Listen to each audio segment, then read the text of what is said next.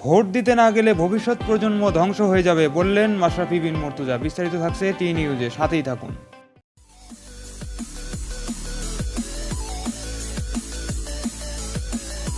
আপনারা যদি আপনাদের পরিবার নিয়ে ভোট দিতে না যান তাহলে আপনাদের ভবিষ্যৎ প্রজন্ম ধ্বংস হয়ে যাবে বলে মন্তব্য করেছেন নড়াইল 2 আসনে বাংলাদেশ আওয়ামী লীগ মনোনীত নৌকা প্রতীকের প্রার্থী মাশরাফি বিন মুর্তজা।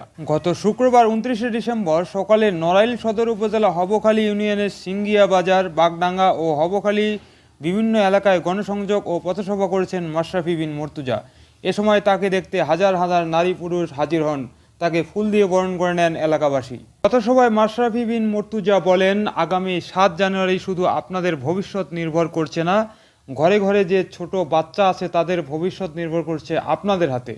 আপনারা যদি আপনাদের পরিবার নিয়ে ভোট দিতে না যান তাহলে আপনাদের ভবিষ্যৎ প্রজন্ম ধ্বংস হয়ে যাবে।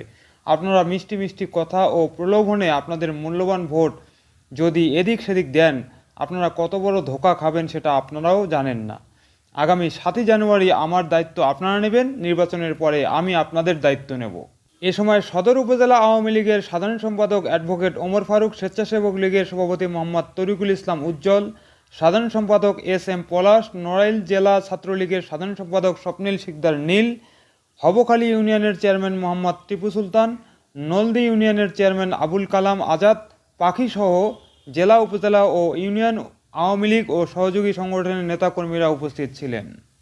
সুপ্রিয় দর্শক, দ্বাদশ জাতীয় সংসদ নির্বাচনে মাশরাফি বিন মুর্তজার পথসভা ও গণসংযোগ নিয়ে এই প্রতিবেদনটি এখন এখানে শেষ করছি। পরবর্তী সংবাদ নিয়ে আবার আসবো আপনাদের সামনে। সে পর্যন্ত ভালো থাকবেন, ভালো রাখবেন এবং চ্যানেলটি সাবস্ক্রাইব করে টি নিউজের সাথেই থাকবেন। ধন্যবাদ সবাইকে।